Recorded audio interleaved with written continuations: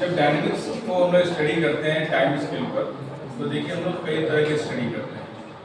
जब हम ligand protein interaction की बात कर रहे हैं तो उसमें देखिए फेम्टोसेकंड पर देखिए बॉन्ड वाइब्रेशंस की ओर रिकॉर्ड होती है। अगर हम रिकॉर्डिंग फेम्टोसेकंड लेवल कर रहे हैं तो केवल बॉन्ड इंटरेक्शन मूवमेंट्स आपको पता चलेगा। लेकिन हम लोग किस पर रिकॉर्ड कर रहे हैं, हमने क्या कहा आपसे 100 नैनो सेकंड की रिकॉर्डिंग की इस लेवल पर लिया। मतलब हम जो लिगेंड प्रोटीन इंटरेक्शन करेंगे उससे आप साइड चेन्स और लूप रोटेशंस की स्टडी कर सकते हैं। यस मतलब आपका लिगेंड साइड चेन में इंटरेक्शन कैसे, मगर आप चाहते हैं कि आपकी प्रोटीन के स्ट्रक्चर में चेंजेस दिखाई दें।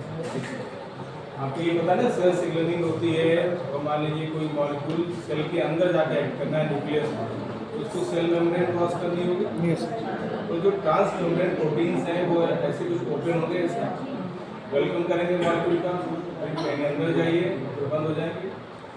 तो ये जो प्रोटीन का मूवमेंट है वो इस लेवल पर नहीं दिखाई देता, इसके लिए आपको इस लेवल पर सिमुलेशन करना होगा, जो हम लोग नहीं करते, ठीक है।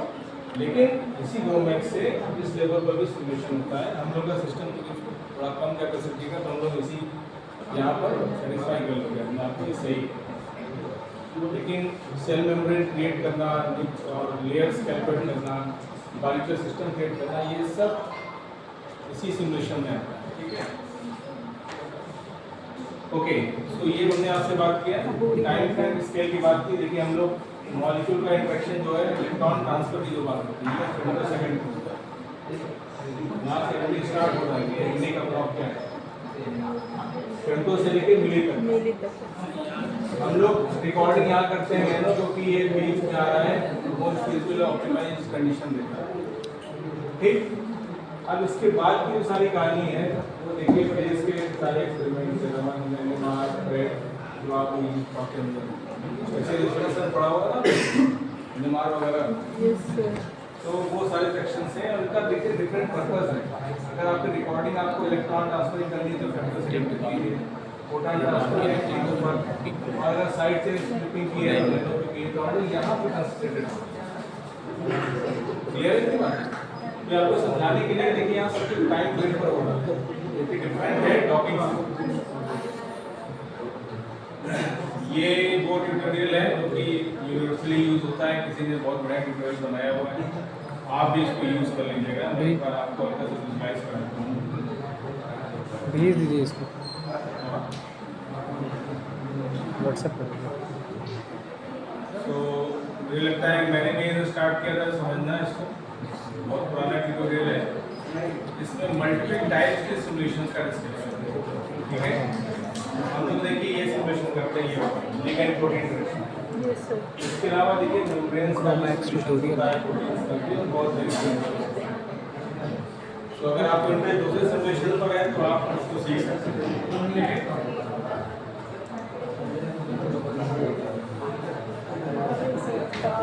क्लियर है इसके बाद?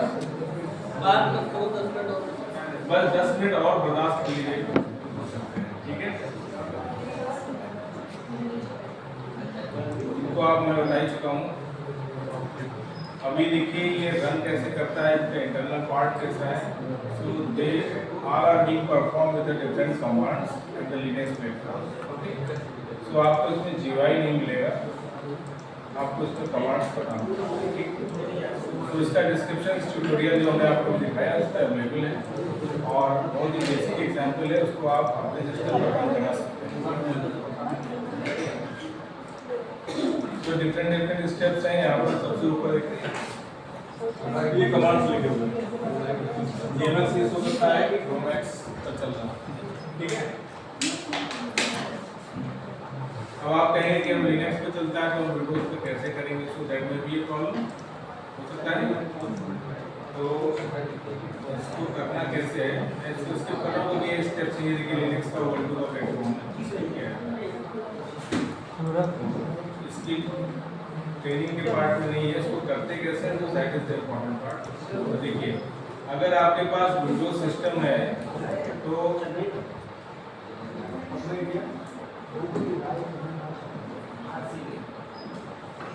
कुछ लोगों को ये पता होगा, कुछ लोगों को नहीं पता होगा, तो आप देख लीजिए। कि Ubuntu at Windows. So operating system जो विंडोज का है, विंडोज 10 के बाद से माइक्रोसॉफ्ट ने क्या किया है कि अपने ऑपरेटिंग सिस्टम के अंदर लिनक्स को एज अ सब पार्ट ले लिया है। So that is called the WSL। आपके पास अगर विंडोज 10 या विंडोज 11 है तो आप सिस्टम पर लिनक्स को तुरंत ले सकते हैं, आप इंस्टॉल कर सकते हैं, ज़्यादा टाइम नहीं लगता है, इसको आधे घंटे में हो जाता है। ठीक है,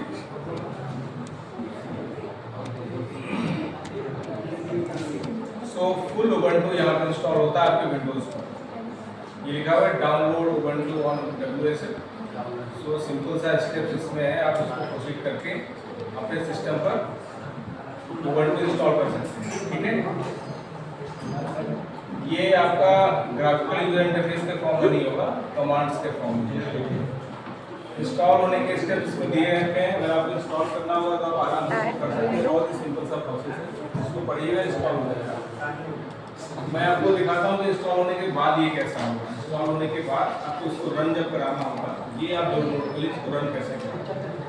आपको अपना ये ब्लैक स्क्रीन वाली कमांड प्रॉम्प्ट खोलना है, CMD वाला वाली स्क्रीन आती है,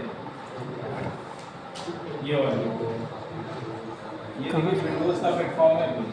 ठीक है, मैंने अपने सिस्टम पर एज अ सब पार्ट उबंटू इंस्टॉल करके रखा हुआ है, और आपको पहले लिखना होगा BASH। जैसे आप बैश क्लिक करेंगे अब आप विंडोज से लिनक्स प्लेटफॉर्म पर शिफ्ट हो जाएंगे। यहाँ से देखिए उबंटू यहाँ से स्टार्ट होगा, इसी ब्लैक स्क्रीन पर, इसी स्क्रीन पर आप लिनक्स का प्लेटफॉर्म आपका अभी ये अपना रेडी कर रहा है, इसको 2 सेकेंड ही लगेंगे, आपके सामने ये रेडी हो जाएगा।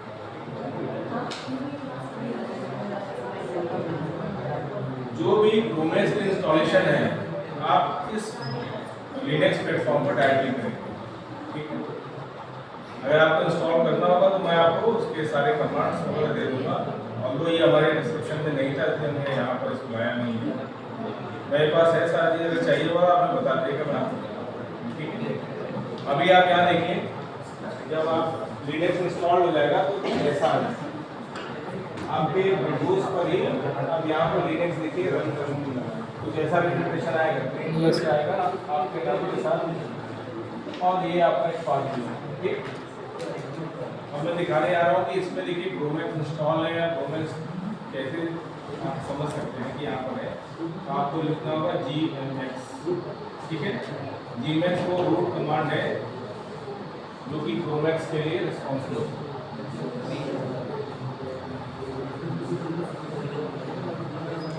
मैंने इसको GMX लिखा, देखिए ऐसा जो लिख करके आएगा, प्रोमेक्स 2020 का वर्जन है यहाँ पर, और देखिए प्रोमेक्स के बारे में काफ़ी डिस्क्रिप्शन है। ये वो प्रोग्रामर्स हैं, ऑथर्स हैं, इन्होंने इसको बनाया है, इट्स अ बिग टीम। ठीक है, सो यहाँ पर एक बेसिक इंट्रोडक्शन ये था कि आपको प्रोमेक्स आप अपने विंडोज पर कर सकते हैं प्रॉपर्ली, एज अ डिमॉन्स्ट्रेशन या लर्निंग पर्पज से करना है तो आप 100 नैनोसेकंड का ना कीजिए, 1 नैनोसेकंड करिए। ठीक, 1 नैनोसेकंड रन करने में करीब 11 घंटे लगेंगे, आप चला लीजिए आराम से, कुछ सिस्टम को हार्म नहीं होगा, आराम से चलता रहेगा, उसको कंटिन्यू हो जाएगा, और सारी यूजर्स वैसे ही आएंगे। ठीक है, अगर मुझे आपको प्रैक्टिस करानी होगी तो मैं 1 नैनोसेकंड का आपको कराऊँ। ठीक है, क्लियर है इतनी बात? ओके, तो अगर इंस्टॉल करना हो तो मैं बता दीजिएगा, मैं आपको दे दूँगा। ओके, सो यहाँ पर ये पार्ट आया, ये सब तो रनिंग कंडीशन के पार्ट है। ओके, अब हम ये देखते हैं इनके रिजल्ट्स कैसे आते हैं। देखिए इनके जो ट्राइजेक्टरी के रिजल्ट्स हैं वो एक्चुअली लाइन फॉर्मेट में होते हैं, इस तरह से आएंगे। ठीक है,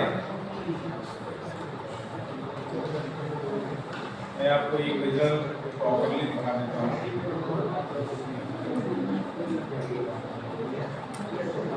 मेरे पास एक डेटा पड़ा होगा,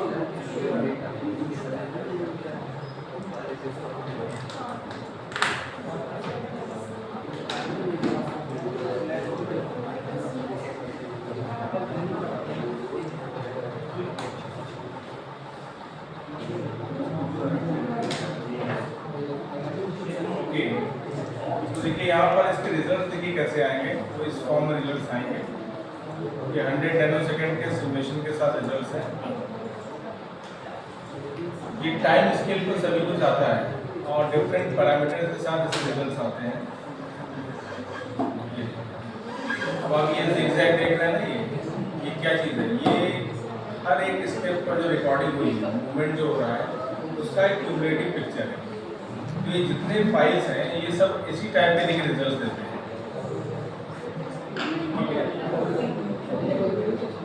सो they are the raw images जो कि आपकी ट्रेजेक्टरी को डिपेंड कर देंगे। नीचे इस पैरामीटर आपको टाइम स्केल मिलेगा और इधर दूसरे पैरामीटर ये लिखा हुआ है, यहाँ पिको सेकंड लिखा है, ये नैनो सेकंड में ये 10 टू द पावर 5 में जा रहा है। ठीक है,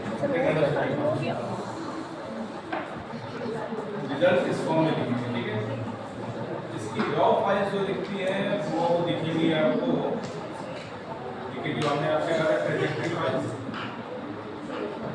वो इस फॉर्म में दिखती है। हमने आपको इसमें से ये KPR फाइल और XTC वो नीचे, और XTC फाइल दी। हाँ ये देखो, हाँ ये दो फाइल्स हमने आपको वीडियो बनाया। बाकी ये इंटरनली जनरेटेड बहुत सारी फाइल्स हैं इस सिमुलेशन के समय बनती है। ठीक है, और ये आपकी मूवी है जो उसके बीच में बनी हुई। ठीक, तो ये रॉ फाइल्स बनेंगी, लेकिन जब आप उसको इंटरप्रेट करने के लिए रिजल्ट जनरेट करेंगे ना, तो उनका लुक थोड़ा डिफरेंट होता है। मैं आपको एक रिजल्ट दिखाता हूँ।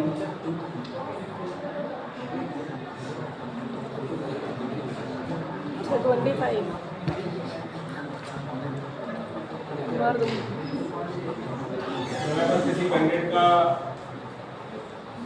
रिपोर्ट है,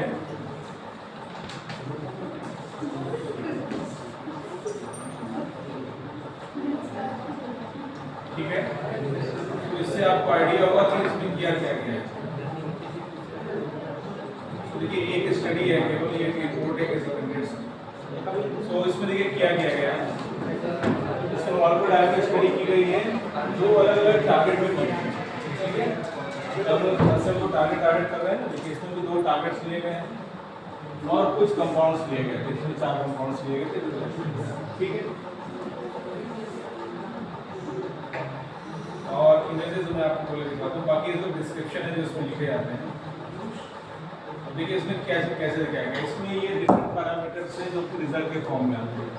root mean square deviation, energy का, रेडियस ऑफ डायरेक्शन, RMSS, इसकी टेबल देखा जाता है। इसके अलावा इनके कंपैरेटिव रिजल्ट्स देखिए, डिस्क्रिप्शन तो है ये चीज़ अलग अलग, इनके कंपैरेटिव रिजल्ट्स कुछ ऐसे होते हैं जो आपको हम अभी ट्रेजेक्टरी फाइल्स में दिखा रहे हैं।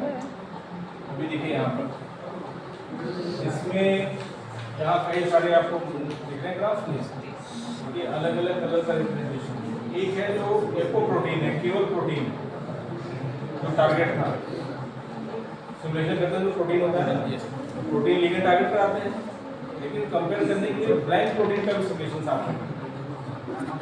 केवल प्रोटीन का लिगेंड होगा ही नहीं। ठीक है, इसको बोलते हैं एपोप्रोटीन। जो पहली फाइल है ब्लू कलर की जो फाइल दिख रही है वो एपोप्रोटीन। उसके बाद एक कंट्रोल लिया गया है, डॉक्सोरोबिशन हमने यहाँ पर लिया। ठीक है, ये पॉजिटिव कंट्रोल है, कलर रेड। इसके अलावा 2 मॉलिक्यूल्स हैं, कॉम्प्लेक्स 1 कॉम्प्लेक्स 2 के नाम से। यहाँ 4 अलग अलग सिमुलेशन को एक ही पिक्चर में कंपेयर किया गया और इसकी परफॉर्मेंस को इवैल्यूएट किया गया है कि जब केवल प्रोटीन था तब क्या परफॉर्मेंस थी, जब कंट्रोल का सिग्नल कराया गया तब क्या परफॉर्मेंस थी, और इसके अलावा जब हमारा क्वेरी मॉलिक्यूल आया तो क्या परफॉर्मेंस थी। ठीक है, तो क्वेरी को हम कंट्रोल के रेफरेंस में इवैल्यूएट करते हैं। हेडिंग में इसके अलावा देखिए और भी जितने कई सारे इमेजेस आएंगे, RMSS के ऐसे प्लॉट्स आते हैं, इसमें भी देखिए 4 के कंपैरिजन। ठीक है, तो जो ट्रेजेक्टरी बन के आपने मूवी बनाई है, यूनिक ट्रेजेक्टरी से सारी इंफॉर्मेशन आ रही है। तो ये सारे तो आपको डिस्टेंस और टाइम स्केल पर देखना है, लेकिन यहाँ पर रेजिड्यूज को कंपेयर किया है। थक गए? Yes sir. बहुत अच्छी बात है, ये तो बता। हमारे एक फैमिली डॉक्टर है, कहते हैं बच्चों को अगर नींद, मेरी बेटी है तो सुबह से लेकर के रात 12 बजे तक अलार्म चालू है, ठीक है, दौड़ती रहती है।